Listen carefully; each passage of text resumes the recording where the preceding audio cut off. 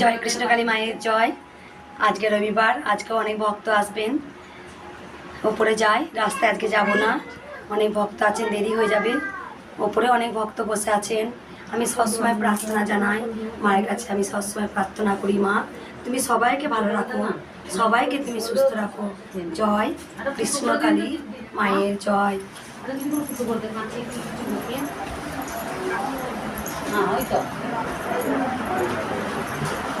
জয় কৃষ্ণকালী মায়ের জয়, জয় সোনা মায়ের জয়, জয় মঙ্গলা মায়ের জয়। জয় মা জয়।